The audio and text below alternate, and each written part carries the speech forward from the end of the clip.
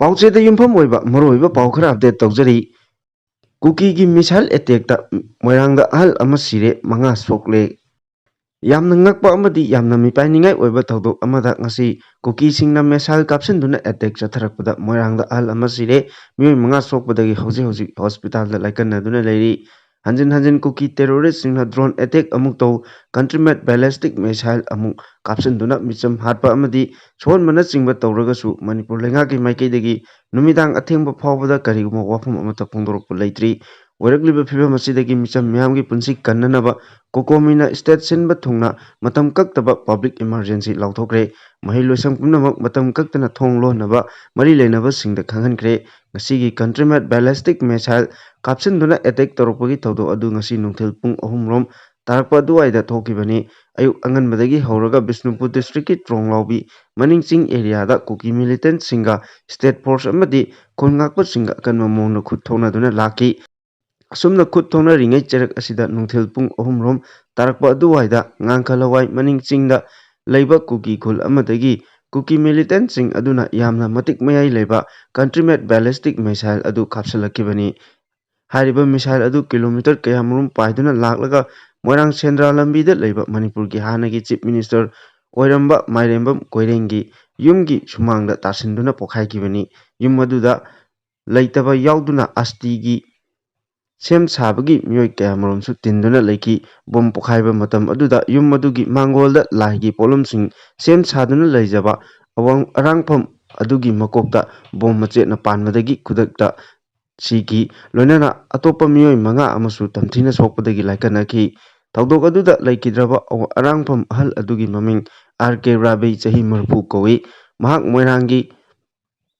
ꯐꯤꯋꯥꯡꯄꯝ ꯂꯩꯀꯥꯏꯗꯒꯤꯅꯤ꯫ ꯁꯣꯛꯂꯕ ꯃꯤꯑꯣꯏꯁꯤꯡ ꯑꯗꯨꯅ ꯁꯦꯟꯗ꯭ꯔꯥ ꯂꯝꯕꯤꯗꯒꯤ ꯁꯨꯁꯤꯂꯥ ꯃꯥꯏꯔꯦꯝꯕꯝ, ꯆꯍꯤ 13, ꯑꯄꯣꯛꯄ ꯃꯥꯏꯔꯦꯝꯕꯝ ꯔꯥꯖꯨ, ꯔꯥꯖꯤꯕ ꯃꯣꯏꯔꯥꯡ ꯃꯥꯏꯔꯦꯝꯕꯝ, ꯆꯍꯤ 59, ꯑꯄꯣꯛꯄ ꯂꯩꯈꯤꯗ꯭ꯔꯕ ꯈꯦꯂꯦꯟꯗ꯭ꯔꯣ, ꯑꯣꯛꯁꯣꯡꯕꯨꯡ ꯂꯩꯀꯥꯏꯗꯒꯤ ꯀꯣꯟꯖꯦꯡꯕꯝ ꯖꯣꯒꯤꯟꯗ꯭ꯔꯣ, ꯆꯍꯤ 52, ꯑꯄꯣꯛꯄ ꯀꯣꯟꯖꯦꯡꯕꯝ ꯖꯣꯒꯦꯁꯣꯔ, ꯑꯃꯁꯨꯡ ꯑꯣꯛꯁꯣꯡꯕꯨꯡ ꯂꯩꯀꯥꯏꯗꯒꯤ ꯉꯥꯉꯣꯝ ꯏꯕꯣꯕꯤ, ꯆꯍꯤ 65, ꯑꯄꯣꯛꯄ ꯉꯥꯉꯣꯝ ꯕꯥꯕꯨ, ꯁꯦꯟꯗ꯭ꯔꯥ ꯂꯝꯕꯤꯗꯒꯤ ꯁꯂꯥꯝ ꯅꯅꯥꯎ, ꯆꯍꯤ 90, ꯑꯄꯣꯛꯄ ꯁꯂꯥꯝ ꯈꯦꯔ ꯕꯥꯕꯨꯅꯤ꯫ ꯁꯣꯛꯂꯕ ꯃꯤꯑꯣꯏꯁꯤꯡ ꯑꯗꯨ ꯍꯣꯁꯄꯤꯇꯥꯜꯗ ꯄꯨꯈꯠꯇꯨꯅ ꯍꯧꯖꯤꯛ ꯂꯥꯏꯀꯠꯅꯗꯨꯅ ꯂꯥꯌꯦꯡ ꯆꯠꯊꯔꯤ꯫ ꯊꯧꯗꯣꯛ ꯊꯣꯛꯄꯒꯤ ꯄꯥꯎ ꯍꯦꯛ ꯐꯪꯕꯒ ꯕꯤꯁꯅꯨꯄꯨꯔ ꯄꯨꯂꯤꯁꯀꯤ ꯇꯤꯝ ꯑꯃ ꯂꯥꯛꯇꯨꯅ ꯌꯦꯡꯁꯤꯟꯈꯤꯕꯒ ꯂꯣꯏꯅꯅ ꯂꯩꯈꯤꯗ꯭ꯔꯕ ꯃꯤꯑꯣꯏ ꯑꯗꯨꯕꯨꯁꯨ ꯑꯦꯝꯕꯨꯂꯦꯟꯁꯇ ꯍꯥꯞꯇꯨꯅ ꯔꯤꯝꯁꯀꯤ ꯃꯣꯔꯒꯇ ꯄꯨꯅꯕ ꯊꯧꯔꯥꯡ ꯇꯧꯈꯤ꯫ ꯑꯗꯨꯕꯨ ꯑꯁꯤꯕ ꯍꯛꯆꯥꯡ ꯄꯨꯔꯛꯄ ꯑꯦꯝꯕꯨꯂꯦꯟꯁ ꯑꯗꯨ ꯃꯤꯌꯥꯝꯅ ꯃꯣꯏꯔꯥꯡ ꯂꯝꯈꯥꯏꯗ ꯊꯠꯂꯒ ꯃꯣꯏꯔꯥꯡ ꯃꯜꯇꯤꯄꯔꯄꯁ ꯍꯥꯌꯔ ꯁꯦꯀꯦꯟꯗꯔꯤ ꯁ꯭ꯀꯨꯜꯒꯤ ꯀꯦꯝꯄꯁꯇ ꯄꯨꯁꯤꯟꯗꯨꯅ ꯊꯝꯈꯤ ꯑꯃꯗꯤ ꯃꯐꯝ ꯑꯗꯨꯒꯤ ꯃꯩꯔꯥ ꯄꯥꯏꯕꯤꯁꯤꯡꯅ ꯑꯁꯤꯕ ꯍꯛꯆꯥꯡ ꯑꯗꯨ ꯄꯨꯈꯤꯕ ꯌꯥꯔꯣꯏ, ꯍꯛꯆꯥꯡ ꯑꯗꯨ ꯂꯩꯉꯥꯛꯀꯤ ꯃꯄꯤ ꯃꯄꯥꯁꯤꯡꯅ ꯃꯐꯝ ꯑꯁꯤꯗ ꯍꯛꯊꯦꯡꯅꯅ ꯂꯥꯛꯇꯨꯅ ꯂꯧꯗ꯭ꯔꯤꯕ ꯃꯈꯩ ꯀꯅꯥꯝꯇꯅ ꯄꯨꯈꯤꯕ ꯌꯥꯔꯣꯏ ꯍꯥꯏꯗꯨꯅ ꯁꯪꯗꯨꯅ ꯂꯩꯈꯤ ꯍꯥꯏꯔꯤ꯫ ꯑꯃꯔꯣꯝꯗ ꯊꯧꯗꯣꯛ ꯊꯣꯛꯐꯝ ꯑꯗꯨꯗ ꯁ꯭ꯇꯦꯠ ꯐꯣꯔꯦꯟꯁꯤꯛ ꯁꯥꯏꯟꯁꯀꯤ ꯑꯣꯐꯤꯁꯤꯌꯦꯜꯁꯤꯡꯁꯨ ꯂꯥꯛꯇꯨꯅ ꯃꯐꯝ ꯑꯗꯨꯕꯨ ꯀꯨꯞꯅ ꯌꯦꯡꯁꯤꯟꯈꯤ꯫ ꯃꯐꯝꯗꯨꯗ ꯀꯨꯀꯤꯁꯤꯡꯅ ꯀꯥꯞꯂꯛꯈꯤꯕ ꯃꯤꯁꯥꯏꯜ ꯑꯗꯨꯒꯤ ꯂꯦꯝꯍꯧꯕ ꯁꯔꯨꯛ ꯑꯗꯨ ꯐꯪꯕ ꯉꯝꯈꯤ꯫ ꯄꯣꯠꯁꯛ ꯑꯗꯨ ꯐꯨꯠ 10 ꯔꯣꯝ ꯁꯥꯡꯏ, ꯂꯣꯏꯅꯅ ꯐꯤꯠ 1.5ꯒꯤ ꯆꯥꯡꯗ ꯀꯣꯟꯕ ꯊꯦꯡꯅꯩ꯫ ꯍꯥꯏꯔꯤꯕ ꯄꯣꯠꯁꯛ ꯑꯗꯨ ꯄꯨꯂꯤꯁꯀꯤ ꯇꯤꯝꯅ ꯂꯧꯈꯠꯈ꯭ꯔꯦ꯫ ꯕꯣꯝ ꯄꯣꯈꯥꯏꯐꯝ ꯑꯗꯨꯗ ꯊꯪꯅꯅ ꯂꯩꯕ ꯆꯦꯛꯄꯜꯒꯤ ꯁꯔꯨꯛ ꯈꯔꯁꯨ ꯎꯐꯨꯜ ꯇꯥꯕ ꯃꯈꯩ ꯀꯥꯏꯈꯤ꯫ ꯂꯣꯏꯅꯅ ꯃꯅꯥꯛꯇ ꯈꯥꯝꯕ ꯁꯛꯇꯤꯃꯥꯟ ꯒꯥꯔꯤ ꯑꯃꯒꯤ ꯃꯃꯥꯡ ꯊꯪꯕ ꯏꯟꯖꯤꯟꯒꯤ ꯁꯔꯨꯛꯇ ꯆꯥꯎꯅ ꯑꯃꯥꯡ ꯑꯇꯥ ꯊꯣꯛꯈꯤ꯫ ꯕꯤꯁꯅꯨꯄꯨꯔ ꯗꯤꯁꯇ꯭ꯔꯤꯛꯀꯤ ꯆꯨꯔꯆꯥꯟꯄꯨꯔꯒ ꯇꯥꯏꯅꯕ ꯃꯐꯝꯁꯤꯡꯗ ꯉꯁꯤ ꯅꯨꯃꯤꯗꯥꯡ ꯑꯊꯦꯡꯕ ꯐꯥꯎꯕꯗ ꯑꯀꯟꯕ ꯃꯑꯣꯡꯗ ꯈꯨꯠ ꯊꯣꯛꯅꯈꯤ꯫ ꯍꯧꯖꯤꯛ ꯐꯥꯎꯕꯒꯤ ꯑꯣꯏꯅꯗꯤ ꯑꯁꯣꯛ ꯑꯄꯟ ꯑꯃꯗꯤ ꯃꯤꯁꯤ ꯃꯤꯅꯥꯒꯤ ꯄꯥꯎ ꯂꯩꯇ꯭ꯔꯤ꯫ ꯑꯗꯨꯕꯨ ꯑꯌꯨꯛꯇ ꯈꯨꯠ ꯊꯣꯛꯅꯈꯤꯕ ꯑꯗꯨꯗ ꯃꯩꯇꯩ ꯈꯨꯜꯉꯥꯛꯄ ꯑꯃ ꯃꯈꯣꯡꯗ ꯅꯣꯡꯃꯩ ꯃꯔꯨꯅ ꯄꯥꯟꯕꯗꯒꯤ ꯁꯣꯛꯇꯨꯅ ꯗꯤꯁꯇ꯭ꯔꯤꯛ ꯍꯣꯁꯄꯤꯇꯥꯜꯗ ꯄꯨꯈꯠꯇꯨꯅ ꯂꯥꯏꯀꯠꯅꯈꯤ꯫ ꯑꯗꯨꯃꯛꯄꯨ ꯃꯍꯥꯛꯀꯤ ꯐꯤꯚꯝ ꯈꯨꯗꯣꯡꯊꯤꯅꯤꯡꯉꯥꯏ ꯑꯣꯏꯗ꯭ꯔꯦ ꯍꯥꯏꯔꯤ꯫ ꯊꯧꯗꯣꯛ ꯊꯣꯛꯐꯝ ꯑꯗꯨꯗ ꯃꯅꯤꯄꯨꯔ ꯂꯩꯉꯥꯛꯀꯤ PhD ꯃꯤꯅꯤꯁꯇꯔ L. ꯁꯨꯁꯤꯟꯗ꯭ꯔꯣ ꯑꯃꯁꯨꯡ ꯃꯣꯏꯔꯥꯡ ACꯒꯤ MLA ꯊꯣꯡꯉꯥꯝ ꯁꯥꯟꯇꯤꯁꯨ ꯂꯥꯛꯇꯨꯅ ꯌꯦꯡꯁꯤꯟꯈꯤ꯫ ꯑꯗꯨꯕꯨ ꯃꯤꯅꯤꯁꯇꯔ ꯌꯥꯎꯅ ꯂꯥꯛꯈꯤꯕ ꯇꯤꯝ ꯑꯗꯨꯗ ꯃꯤꯌꯥꯝꯅ ꯄꯦꯟꯗꯕ ꯋꯥꯐꯝ ꯀꯌꯥꯃꯔꯨꯝ ꯐꯣꯡꯗꯣꯛꯈꯤ꯫ ꯃꯤꯆꯝ ꯃꯤꯌꯥꯝꯒꯤ ꯄꯨꯟꯁꯤ ꯑꯁꯤ ꯆꯥꯛꯊꯥꯛ ꯅꯠꯇꯦ, ꯃꯤꯌꯥꯝꯒꯤ ꯄꯨꯟꯁꯤ ꯀꯟꯅꯕꯒꯤꯗꯃꯛ ꯂꯩꯉꯥꯛ ꯂꯩꯔꯤꯕꯅꯤ, ꯀꯅꯥꯒꯨꯝꯕ ꯉꯝꯂꯣꯏꯗꯕ ꯑꯣꯏꯔꯕꯗꯤ ꯂꯥꯛꯄꯤꯔꯅꯨ, ꯑꯁꯤꯕ ꯍꯪꯕ ꯂꯥꯛꯅꯕ ꯈꯛꯀꯤ ꯂꯩꯕ ꯂꯩꯉꯥꯛ ꯅꯠꯇꯦ ꯍꯥꯏꯅ ꯃꯤꯌꯥꯝꯅ ꯑꯆꯧꯕ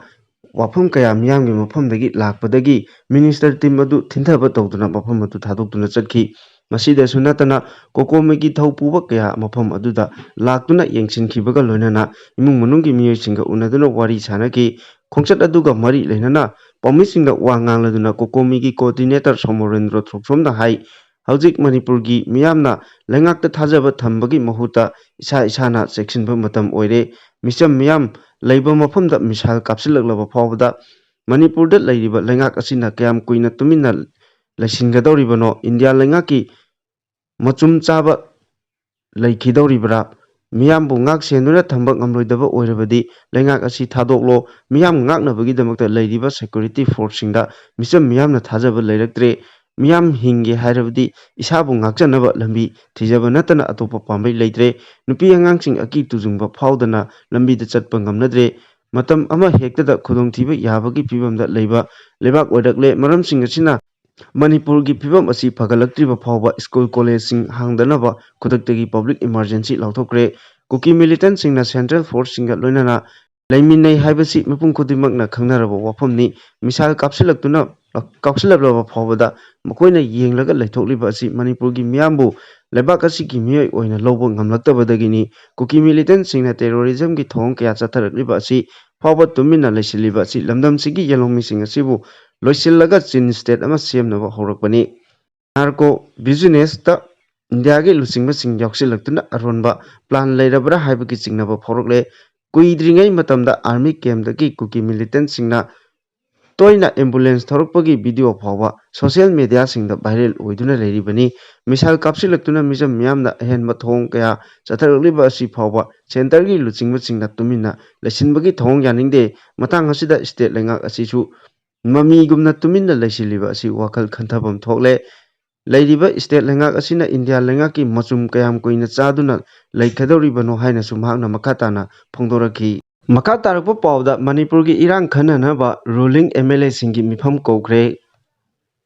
Chatliba September ama amasung anida kuki militant singna nongmai kapsinba amadi drone attack tawduna nupi ama hatkiba amasung miyoi 12 sohankiba amasung ngasi misal kapsinduna micham hatkraba matungda lengaki oiba warep ama longnanaba hayeng nungthil pung 3 taba matamda ruling party gi MLA singi oiba mifam ama chief minister nongthombam birena kokre BJP gi MP Samit Patra laklamba matungda Manipur Legislative Assembly suspended animation thamnaba yai haibagi wafam ama leiringai charakta nongna kuki singna mesal kapsilaktuna attack tawrukpa tungda phamba ruling MLA singi mifam oibana lengak asi maraibak kari oigadage haiba tamba ngamdri MLA singi marakta piendaba hengalakpa amasung central leader singi mathakta thawongda piendaba mayam ama yaurakpana hayengi mifam asi mapung phagadra natraga pharoidra haiba khangba ngamdri makha tarakpa pawda Manipurda thokliba issue si ethnic conflict nate foreign aggression ni KKL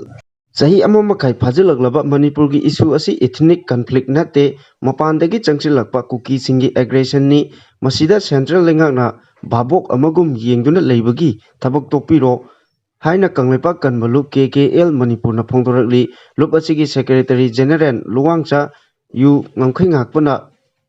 Thadok chirol amana hai tha asigi amada kuki immigrant singna Imphal West District ki manung chana leiba koktruk kadangban amasung senjam chirang na chingbam bafam singda drone sijinaduna bomb attack chatharakpada mongnaha ama laikidabada natana mahaki machanupi yauna miyoi kaya asok apan nanghankre kuki terrorist kangbu aduna chatharakiba attack adu central forces singna leiba manang nakpa mafamdagini madudasu natana ngasi nongalamdai amadi nungthil pobobda tronglaubi amasung Moirang area da local made missile kapsilaktuna attack chatharakpada miyoi ama laikidabada natana miyoi kaya asok apan nanghankibagi tholok akanba mawongda condemn tawi asigumba tamthiraba attack asi mapal lamge khut yaudrabadi oithokloi tongan makhalgi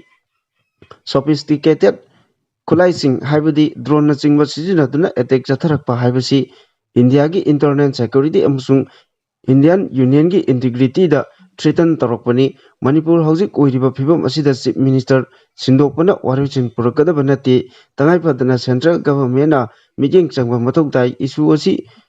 India lengakna taraina loluidabani matik chaba lokhotpam thokpa thabak lokhakadabani hairi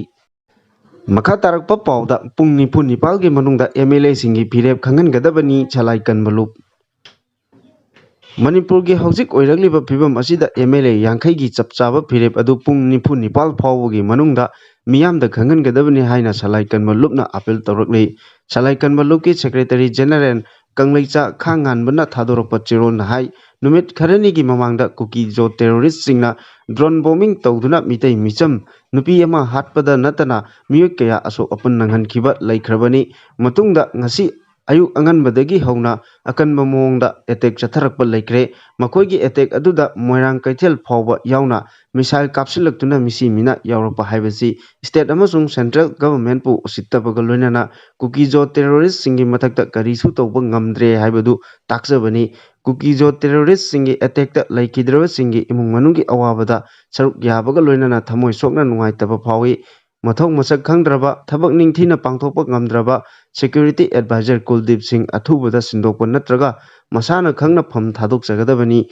Kukijo terrorist singi designated camp sing Takthokadabani Loinana Maitei Singi Matakta Landarikliba Kukijo terrorist sing Paduna Cherak Pigadabani Tamthiba Mahik Oiriba Assam Rifle Manipur Pumbadagi Loktokadabani Oirakliba Phibam Asida Thogan Hingdaba Thadok Sing Tholakpa Tekchak Kudimak Lagang Pugadabani Manipurgi Manung Amsung Mapanda Leriba Yalomi Ichil Inau CSO Punamak Amato Wena Punsana Bin Minaduna Manipurgi Damak Punna Leminasi Hari Makha tarakpa pauda mit donate tawbagi chang wangkatnaba aikoi puna warep longminaba mathok tai Dr. Ranjan Miyoi amana mit kathoklamana hinghoriba miyoi anidi mit uba phangadoribani mit donate tawbagi chang wangkatnaba aikoi puna warep longba mathok tai haina Health Minister Dr. Pham Ranjan phongdokre wafam asi National Program Control for Blindness and Visual Impairment National Health Mission and Directorate of Health Services Manipurna kusamna nat sinduna Chingmairongda leba classic grande da ngasi pangthokiba kuntrama polsuba National Eye Donation Fortnight Lisingani Kunmari Hodopagi Thoromda Minister Ranjan Phongdokhibani I can see clearly now haiba theme da pangthokiba Thorom aduda Minister Ranjana Makata na hai matam koina mit uba phangdana lakpa mioi amana mit urakpa da kayagi matik nungairangani haibasi miyamna su khangbiyu haksangi kayat ama kathokpa haibasi yamna challenging oiba decision ni adubu mioi amana mit kathokpa haibasina yamna challenging oiba decision ni adubu mioi amana mit kathoklambana hinghoriba mioi anidi mit uba phanggadoribani mioi amagi donate tawramba Koniana mioi anida kanaba piribani state asida I donate ki mathok tabagi chang yamna wangna leiri maram asina aikoi punamakna warep loduna I donate ki chang wangkhalanba mathok tai haiki loinana mit donate tawbagi chang hengalaknaba miyambo wakhal tahanba changi mit uba phangdana laklaba miyoi amagi mit uba phanghanaba mit donate tawrakleba khudingmaki thongna aina ikai khumnapham thoi makha tarakpa pauda Churachandpurdagi CGL exam gi center kakthakre Staff Selection Commission Northeast Region na loduna pangtok kadoriba combined graduate level examination lisingani kunmarigi Churachandpur amsung Urkhul Center kakthakre law amsung order gi phibam asida service provider sing chalu yadabadagi center kakthapani haiki Imphal West District nauna irang thokraba matung hek nonganbaga Imphal Staff Selection Commission Northeast Region na combined graduate level examination lisingani kunmari Churachandpur amsung Urkhul Center kakthale haina notice thoraki SSC NER gi website ta notice adu hek thagalakpaga district administration Churachandpur gi maikaidagi Manipur gi chief secretary da aiba chirol thaduna district adu da law amsung order gi phibam phagale loinana miyam gi interest yenglaga exam asi pangthokpa yahanbiu haiki chief secretary da iba chirol adu da deputy commissioner na palliba wafamdi haukiba April May thada Indian Army na Agnibir gi exam Churachandpur yauna pangthoki loinana exam center sing sem saduna leibagi report amasu piki haukiba yumja gesen numita staff selection commission NER na makoigi website ta notice adu thagatuna CGL lisingani kunmari asi Churachandpur amasung Urkhul district center singda pangthoklaroi masi mapung oina service provider singna lairiba law amasung order gi phibam masi yenglaga makoigi wafam lakpadagi ni haina palli amaromda Saikot AC gi BJP MLA Ponglian Lan Haukipna Staff Selection Commission gi chairman da kiba chirol amada commission na center kakthakkiba asi tasengna ningba kainingai ni Churachandpur dagi mahiroi amana exam asi thage haiba tarbadi khwaidagi nakpa center oiriba Aizol da chatpa matamda numit chuppa ama changani masida natana miyoi amamamna lupa lising 10 gi changda changani exam thagadoriba mahiroi lising 3 rom asi lairaba imungdagi horakpa oibana chauna awaba mayoknagani haina palli hairi chahi asigi July thada Manipur Lengaki Maikidagi Churachandpur District ki Mari Lainabasingda Hauzik Chathariba Irang asigi manungda exam sing ka pangthokpa oithokpagi phibam leibra haina haglakiba leiki matam adudasu district authority gi maikidagi law amasung order gi phibam asi laksinba ngamle exam pangthokadoriba sing asoi angam yawhandana amasung saphaba phibam amada exam sing pangthokpa yagani haina khanghankiba leikre haina paw asina makha tari makha tarakpa pawda irang laksinaba RSS ki thomising Manipur lairi Manipur thokliba Khanglagani ki irang asi loisinduna ingsikpa phibam amada lakhanabagidamak Rashtriya Swamak Sevak Sangha RSS ki volunteer singna nakal animaki miyoi singa unabagi thabak tawri haina RSS ki lusingba mohanbaga na phongdokre wafam asi Manipurda matam sangna mahiroi singbu mahimasin tambinaba yamna chawba thodang loramba miyamna bhaiji hairaga khangnaba Shankar Dinkar Kanegi chahi chama subagi ningsing thoramda Punida pangthokpa mifam amada phongdokibani mahangna makhatana hai Manipurda oiriba phibam asi yamna laina lobu yaroi mafam masida leiba matamda asoi angam thokloi haibagi tamba ngamdaba phibamna leiri state ki leiriba miyamna makhoi ngakpi senbibagi damakta ajoba awaba oiri Manipurda lalol itiki tawnaba natraga atopa thabak singi pangthok runabagi damak chatkiba miyoi singdana hena amukka hena awaba phibam mayokna hali yamna luraba tanfam masida sangha ki leiriba volunteer singna mafam masida lengdana leiduna ungkhatnariba nakal animaki miyoi sing unaduna oiriba phibam adugi phagalaknaba honaba lepri NGO singna oiriba phibam asi kudimak thengnabadi oitokloi adubu sangha gi maikaidagisu angamba thakta honaduna mathau pangthoknari nakal animaki miyoi singa wari sananaba honabada sumateng pangli sangha da miyamna thajaba thamli maramdi Bhaiji gumba miyoi singna thabak tawramba adu mafamdugi miyamna khangi haiki mahna makha taraduna hai haukiba chahi 15 rom asida mafam asigi miyamna wathok lanthokla thalaba mafam oina khalambani adubu hairiba phibam adudagi phagalakpa hokre India da yawbagi wakhalon asi hena kankhalakli Manipurda hauji thokliba irang asi kanagumba kharana chawkhat lamjenda lakliba asida pamdaduna ayet apan pinaba honaba thongni hairiba makoigi wakhalon asi kaidonungda mai pakpadi ngamloi chahi ni phuronggi mamangda miyamna phibam chadana leiringai matamdagi hauraga sanghagi member sing natraga pacharak sing chatkhi loinana punna thabak tawminaraga ahongba puraknaba honaki awaba kaya ama mayoknarabasu leppa leitana India chakhonabagi damakta punna honaminaba changli haiki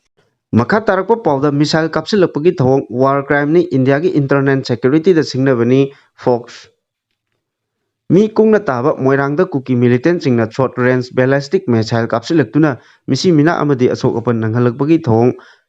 Achoba war crime amani thong asigi India gi internet security da achoba singnaba amani haina Federation of Civil Society Organization Fox Manipur na phongdorakli Fox ki secretary information and public relation na thadorok pachirol amana hai Bishnupur district ki manung chanba Moirang police station na konba Sendra road da leiba hanagi chief minister leikidraba Mairembam Koireng Elias Moirang Koireng gi yumda ngasi chin kuki narco terrorist singna short range ballistic missile thadarakpada RK Rabai Kowa Miyoi Amasi Kiba Aduga Miyoi Mangana Aso Open Nankibagi Todo Adu Akan Mamong the condemn Tawi Nasigi Todo Adu State Asigi Home Department Asi Mapungpana Fail Oire Haiba Takpani Maram Aduna State Asigi Home Department da Hanglai Security Advisor Oina Lairiba Kuldip Singh Amadi Director General of Police DGP Kudakta Moirang Ground da Pham Thadok Pham Thui Hari State asida handak khwaidagi afaba makhagi drone sizinaduna maitai khulsingda nongthaktagi bom thadaduna landarakpada micham ama sonkiba amasung paumi yauna security personnel kaya asok apan nanghankiba thodok thokraba matungda ngasi amok hana mi kungna taba Moirangda short range ballistic missile thadarakpagi thodok asi chachoba war crime amani hainak lowi Masi India gi internet security da achobo singnaba amani India gi internet security da chawna singnaraklaba phawbada India government na chin kuki terrorist singi mathakta akanba action amata lokhatana yengduna leiriba karigino government of India na thodok sing asi taraina lokpum thokde loinana chin kuki singna chatharakliba lalasi indo kuki war oina laukthotuna akanba landa chathaduna chin kuki illegal immigrant sing mapung phana takthokhinaba thawak lokhakadabani Makha tarakpa pawda lalakta thabak haidokle Kuki gi anokba attack asina Manipur gi law and order da yamna chawna singnaduna lengak asi kari oigadage haiba khangdringai lalakta PWD gi junior Engineer Grade 1 Electrical gi post 5 amasung Junior Engineer Grade 1 Mechanical gi post 13 chahi amagi oina contract basis ta launaba pangthokkiba aiba changengi phal ngasi lauthokre Bhaiba Bosi da saruk yakiba singna Junior Engineer Grade 1 Electrical gi oina mioi kunmathoi amasung Junior Engineer Grade 1 Mechanical gi oina mioi yankai mari khangatki lebaki asuk Phibam luraba tanpam masida nanghororoi haibagi matagum tahana thabak haidorok lengaki kari leibano haina maikei kayadagi hangnaragli Makha tarakpa pauda Kolkata thodokta gangrap ki phibam leite Sanjoy Roina amata ngairaba accused ni CBI Kolkata da Dr. Nupi ama haukiba thada sikiba gangrap ki phibam leite haina Central Bureau of Investigation na phondokre Kolkata Police na phakiba Sanjoy Roy haiba adu khaktana city adugi Arjikar Hospital da tamthiba rape amasung mother du da chenabani haiba phangliba evidence na utle inquiry adu haujik aroiba tangkak singda leire amasung Kolkata High Court na case asi sinakiba agency aduna charge sing thunamak thagalagani haina likon singna phondokre tamthiba crime adugi matangda political gi yengnaba sing amasung civil society singi activist sing dagi misei mayoknaraba chief minister amadagi CBI na kanna taktharagli haukiba chayolda mahakna anoba kumang choksinba ama demand tawrakre aihakna numit mangani matam piki adubu case adu CBI da chatkre makoi justice pamde makoina matam thengdaba pami Haujik numit 13 ni hokre justice kadaidano haina Kolkata da mahakna hangki Chief Minister Mamata Banerjee ki cabinet member Minister Bhaitya Basunsu report ama demand tauki case transfer taukiba matamdagi numit kunhumdoi ni hokre CBI gi progress report amata leitri aikoina investigation adugi marik chumba report adu pami Kolkata Police na investigate tauringai press conference pangthoktuna anobo paudam pi haina mahakna haiki adubu agency aduna accused adudagi DNA ga loinana medical report ama Delhi gi All India Institute of Medical Sciences ki expert singda thakre material adugi matangda Dr. Singhi aroiba opinion phanglaba tungda inquiry asi agency aduna loisinaba honagani statement chama hena amasung ex hospital chief Dr. Sandeep Ghosh ki ani yauna polygraph test tara pangthokraba CBI na August 8 gi anganbada hospital ka amagi manungda Ashiba haksang oina phangkibi Dr. adu rape tawba amasung hatpada atai miyosing Chennai thajabagi maram leite agency asina masagi oina miyoi ahum phakre madugi manungda khwaidagi chawba adudi mihat adugi matangda moral ground da thabak thadokraba Dr. Ghosh phaba aduni adubu mahak phariba adu rape amasung mother gi mari lainadana corruption gi matangda phabani chayol ani hena CBI na taktharakiba Dr. Ghosh mahakna Arjikar hospital gi chief oiringai matamda chathaki haiba financial irregularities matangda phaki case adu hospital adugi ex employee deputy superintendent Akhtar Ali gi petition amana yumpham oibani security guard ama yauna atopa ahumsu phaki CBI na hojik September 13 ta Kolkata High Court ta test report adu thagalaba yai Arjikar Medical Hospital gi rape amasung murder case lebak asigi akoibada achoba pau oiki amasung Bengal da opposition BJP amasung Congress tagi yauna medical official sing gender amasung civil society activists sing dagi protest sing taugi masak yaudaba kaya yauna wathok asigi matangda tongan wafam sing amasung maral kaya sinarakre Dr. adugi imungna police na makoida mihat adu lochin nuna thamnaba sen pinaba honaki haiki adubu madu akanba mongda police na yakide hakchang adu makoina thamba pamlamlabusu makoibu namduna hakchang adu criminate tawhanki haina mama mapa sing aduna chayol asida haiki Makha tarakpa pauda Myanmar gi junta army na China gi border mayada leiba mafam singda nongthaktagi bom thadaduna micham 13 hatkre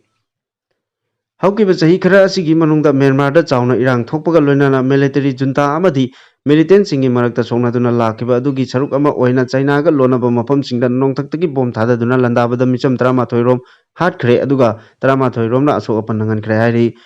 Fast Post ki report amagi matungina Myanmar lebakta Aung San Suu Kyi lengakpu thugairga military junta gi lengak semduna hek lakibedagi lebak asida ihau horiba militant singa akanba mongda khutthonaduna lakibani adubu lebak asigi chungli pariba military junta na militant sing kudakta ꯀꯨꯠ ꯊꯥꯕꯒꯤ ꯃꯍꯨꯠꯇ ꯂꯩꯕꯥꯛ ꯑꯁꯤꯗ ꯂꯩꯔꯤꯕ ꯃꯤꯆꯝ ꯃꯤꯌꯥꯝꯗꯁꯨ attack ꯇꯧꯗꯨꯅ ꯃꯤꯆꯝ ꯀꯌꯥ ꯍꯥꯠꯂꯤ ꯍꯥꯏꯕꯒꯤ ꯃꯔꯥꯜ ꯀꯌꯥ ꯁꯤꯗꯨꯅ ꯂꯥꯛꯈ꯭ꯔꯕꯅꯤ ꯆꯥꯏꯅꯥꯒꯤ ꯕꯣꯔꯗꯔꯗ ꯃꯤꯆꯝ ꯃꯤꯌꯥꯝ ꯍꯥꯠꯈ꯭ꯔꯕ ꯑꯗꯨꯒꯤ ꯃꯅꯨꯡꯗ ꯅꯨꯄꯤ ꯑꯉꯥꯡ ꯈꯔꯁꯨ ꯌꯥꯎꯔꯤ ꯍꯥꯏꯔꯤ ꯁ꯭ꯇꯦꯠ ꯃꯤꯗꯤꯌꯥꯒꯤ ꯔꯤꯄꯣꯔꯠ ꯑꯃꯒꯤ ꯃꯇꯨꯡꯏꯟꯅ ꯃꯤꯂꯤꯇꯔꯤ ꯖꯨꯟꯇꯥꯒꯤ ꯆꯤꯞ ꯃꯦꯟ ꯑꯣꯡ ꯍꯪꯂꯥꯏꯅ ꯂꯩꯕꯥꯛ ꯑꯁꯤꯗ ꯂꯩꯔꯤꯕ ꯈꯨꯠꯂꯥꯏ ꯄꯥꯏꯕ ꯏꯍꯧ ꯍꯧꯔꯤꯕ ꯃꯤꯑꯣꯏꯁꯤꯡꯅ ꯂꯩꯕ ꯃꯐꯝꯁꯤꯡꯗ ꯃꯤꯂꯤꯇꯔꯤ ꯖꯨꯟꯇꯥꯅ ꯂꯥꯟꯗꯥꯕ ꯍꯧꯔꯒꯅꯤ ꯃꯔꯝ ꯑꯗꯨꯅ ꯃꯤꯆꯝ ꯃꯤꯌꯥꯝꯅ ꯈꯨꯠꯂꯥꯏ ꯄꯥꯏꯕ ꯃꯤꯂꯤꯇꯦꯟꯁꯤꯡꯅ ꯂꯩꯕ ꯃꯐꯝꯁꯤꯡꯗꯒꯤ ꯊꯥꯗꯣꯛꯇꯨꯅ ꯆꯠꯅꯕ ꯍꯣꯠꯅꯒꯗꯕꯅꯤ ꯍꯥꯏꯅ ꯂꯥꯎꯊꯣꯛꯈ꯭ꯔꯦ ꯍꯥꯏꯅꯁꯨ ꯄꯥꯎ ꯑꯗꯨꯅ ꯃꯈꯥ ꯇꯥꯅ ꯍꯥꯏꯔꯤ